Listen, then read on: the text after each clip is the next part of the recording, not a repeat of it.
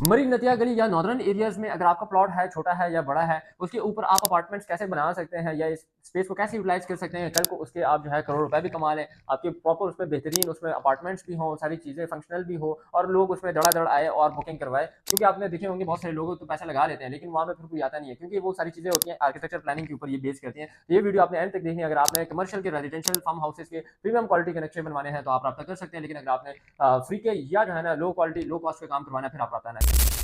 अच्छा जी, हमारे पास जो स्पेस है 75 बाय 30 का है और इसमें तकरीबन ये 8 मरले के बन रहा है 272 के हिसाब से। इसके जो फ्रंट व्यू है, यहाँ से हमारा हिल व्यू आ जाता है। तो सबसे पहले तो आपने जब भी प्लॉट लेना है तो आपने ये चीज़ इसमें माइंड में रखनी है कि भाई आपका उसमें हिल व्यू नज़र आना चाहिए हर सूरत में, ठीक है? यहाँ पे हमारे पास चूँकि ये नॉन कॉर्नर है तो यहाँ पे भी हमारे पास प्लॉट है और इस साइड पे भी प्लॉट है। यहाँ से हमारे पास स्ट्रीट है, तो हमारे पास काफ़ी ईज़ी इस साइड से भी आपको व्यू मिल जाता है, ठीक है? दूसरी साइड पे पहाड़ी के। अच्छा, इसमें ये है कि सबसे पहले इसमें आपने क्या प्लान करना है कि आपको कितने बेडरूम्स रिक्वायर्ड है या इसमें कितने बन सकते हैं और आपकी बेसिक जो पर्पस है वो क्या है, ठीक है? क्योंकि हम सारी चीज़ें रिक्वायरमेंट्स लेते हैं, उस हिसाब से प्रपोजल बनाते हैं, उसमें फिर चेंजेस होते हैं और फिर ये अभी क्लाइंट ने डन की हुई है, ठीक है? तो उस हिसाब से अभी ये जो है ना इसके ऊपर कंस्ट्रक्शन करेंगे और उसको फिर उस हिसाब से जो हमारी 3D इंटीरियर डिजाइनिंग सारा काम होगा उसके अकॉर्डिंगली जब उसको फिनिश करेंगे तो यहाँ से जो है ना आपके बिल्कुल लग्जरी अपार्टमेंट्स बन जाएंगे, ठीक है? अब आपको पता है कि उसके लिए जरूरत नहीं है कि आप जो है ना एक कमर्शियल बिल्डिंग खड़ी कर दें, बल्कि आप एक छोटे से प्लॉट पे बेसमेंट ग्राउंड और फर्स्ट के ऊपर आप इस तरह कर सकते हैं, ठीक है? इसमें हम जैसे ही एंटर होते हैं तो हमारे पास 11 बाय 12 का एक रिसेप्शन एरिया आ जाता है, ठीक है? ऊपर स्टेज आ जाते हैं फर्स्ट फ्लोर के लिए, मतलब आपके यहाँ से क्योंकि इसका ये फर्स्ट ग्राउंड फ्लोर है, ये आप देख सकते हैं, तो ये हमने इसमें पेंट हाउस इसमें बनाया था। अच्छा, बेसमेंट के ऊपर हम चूंकि फोकस है तो इसमें आप देख सकते हैं रिसेप्शन एरिया के जैसे आप अंदर जाते हैं,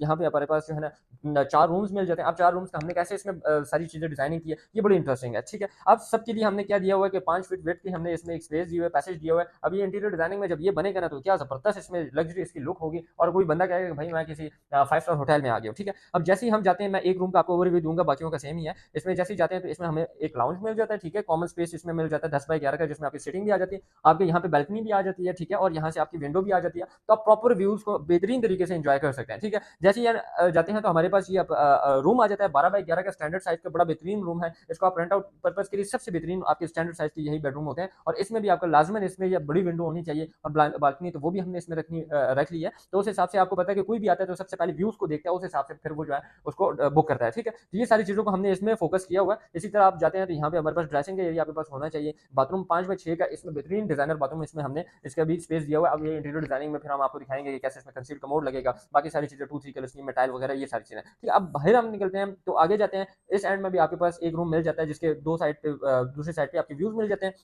सेम इसी तरह राइट साइड पे भी आपके जो है इसी तरह रूम मिल जाता है, टीवी लाउंज मिल जाता है, एक बाथरूम और ड्रेसिंग मिल जाती है और इस साइड पे बैल्कनी के साथ आपका जो है मुकम्मल जो है इस साइड पे भी व्यूज मिलता है। तो ये छोटा सा आपको पता है कि ये डिटेलिंग का काम इसमें किया जाता है। और ये जो हम बात करते हैं कि भाई आप जितना भी 1 करोड़ रुपए लगा रहे होते हैं तो ये आप प्लानिंग के ऊपर लगाया करें, प्लानिंग के ऊपर आप हल्की सी अमाउंट लगाया करें, ताकि आपके जो करोड़ रुपए इसके ऊपर आप लगाएंगे तो आपका ये बिजनेस जो है वो फिर आपको जो वर्थ उसकी बनेगी वो इस चीज की वजह से बनेगी, ये इस चीज की वजह से नहीं बनेगी कि आप मार्केटिंग बड़ी कर रहे हैं। अब मार्केटिंग अगर आप इतनी फारिग किस्म के चीज के ऊपर करें तो फिर फायदा ही नहीं है। तो आपने फिर उसके ऊपर अगर जो अपार्टमेंट्स की मार्केटिंग करनी है, एयरबीएनबी के ऊपर लगाना है या रेंट आउट पर्पस के लिए लगाना है या पर्सनल यूज के लिए, तो पता होना चाहिए कि भाई एक एस्थेटिक उसमें रूम्स है, कंफर्ट है, प्राइवेसी है, ठीक है, फंक्शनैलिटी है, सारी चीजें इसमें होनी चाहिए ताकि कल को आपके लिए कोई भी इशू ना फेस करना पड़े। तो इसमें इसी तरह अगर आपने प्लानिंग करवानी है कमर्शियल की, रेजिडेंशियल की या किसी भी किस्म के आपको नक्शे हैं, इरेगुलर प्लॉट है, रेगुलर प्लॉट है, छोटा नक्शा है, बड़ा नक्शा है, तो इंशाल्लाह आप रब्ता कर सकते हैं। बाकी इसका ये ग्राउंड फ्लोर का है, इसकी मैंने अलग वीडियो बनाई है जिसमें आपका प्रॉपर इसमें एक कॉटेज पर्सनल स्पेस के लिए आप एक ही फैमिली के लिए या आप एक पर्सनल सारी स्पेस को ऑक्यूपाई कर सकते हैं, तो वो उसके लिए कैसे बन सकता है, ये भी मैंने फिर उसके लिए अलग वीडियो बनाई है, तो वो आप चैनल के ऊपर देख सकते हैं।